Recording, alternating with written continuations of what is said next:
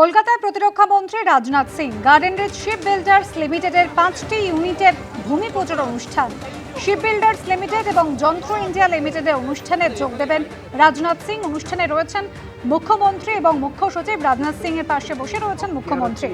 5টি ইউনিট এবং মূলত হবে গার্ডেন রিচ, খিদিরপুর, শালিমার, রায়চক এবং ইছাপুরে।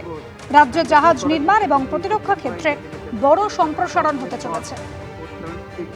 দেখতে পাচ্ছেন প্রতিরক্ষা মন্ত্রী রাজনাথ সিং, সঙ্গে রয়েছেন মুখ্যমন্ত্রী, রয়েছেন মুখ্য সচিব।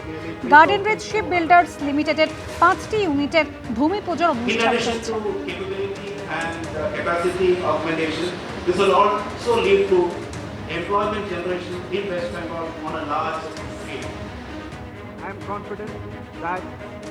আরাবুল ইসলামের গাড়িতে হামলার অভিযোগ, ঘটনাস্থলে উদ্ধার হয়েছে বোমা। গতকাল পোলেরহাটে আরাবুলের গাড়িতে হামলার অভিযোগ, গাড়িতে বোমা মারার অভিযোগ করছেন আরাবুল ইসলাম।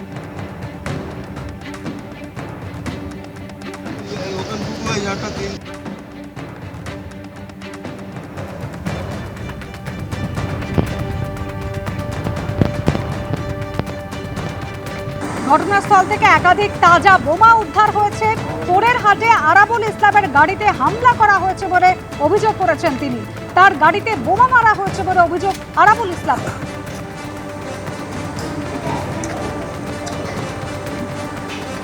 ঘটনাস্থল থেকে বোমা উদ্ধার হয়েছে।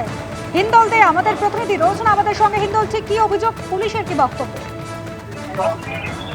দেখো, এই ঘটনার তদন্ত প্রক্রিয়া শুরু করেছে পোলেরহাট থানার পুলিশ। তারা কিন্তু গোটা বিষয়টি খতিয়ে দেখছেন। এবং তোমাকে বলে রাখি যে আরাবুল ইসলাম তিনি আইএসএফ এ যোগদান করেছেন, তৃণমূল কংগ্রেস ছেড়ে তৃণমূল থেকে তিনি সাসপেন্ডেড ছিলেন এবং পরবর্তী ক্ষেত্রে ক্যানিং পূর্ব থেকে কিন্তু তিনি দাঁড়িয়েছিলেন আইএসএফ এর তরফ থেকে।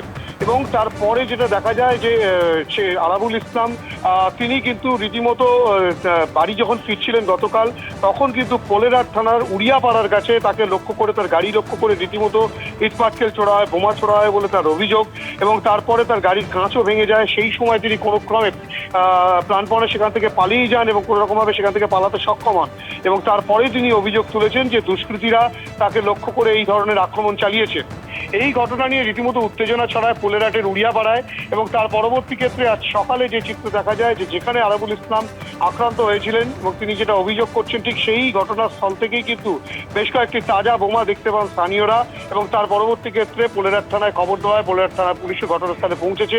ঠিক কিভাবে এই তাজা বোমায় আসলো, এই বোমায় কি ছোড়া হয়েছিল কিনা বা কারা আক্রমণ চালিয়েছিল, সমস্ত বিষয়টাই কিন্তু খতিয়ে দেখা হচ্ছে। তেমনটাই পুলিশের তরফ থেকে বলা হচ্ছে। পুলিশ তদন্ত প্রক্রিয়া শুরু করেছে। কিন্তু আরাবুল ইসলামের স্পষ্ট বক্তব্য যে দুষ্কৃতীরা তার উপরে হামলা চালিয়েছে, তাকে সরিয়ে দেওয়ার চেষ্টা চালানো হচ্ছে, তেমনটাও তিনি অভিযোগ করছেন। এবং প্রাণ ভয়ে কোনো ক্রমে এলাকা ছাড়েন তিনি। এবং ঘটনা ঘিরে নতুন করে উত্তেজনা ছড়িয়েছে ভাঙড়ে। এবং আজকে যেভাবে তাজা বোমা উদ্ধার হলো, সেক্ষেত্রে কিন্তু আবারও এই তাজা বোমা উদ্ধার, আরাবুল ইসলামের আক্রান্ত হওয়ার ঘটনা, তাতে কিন্তু ভাঙড়ে উত্তেজনা আবার নতুন করে তৈরি হচ্ছে।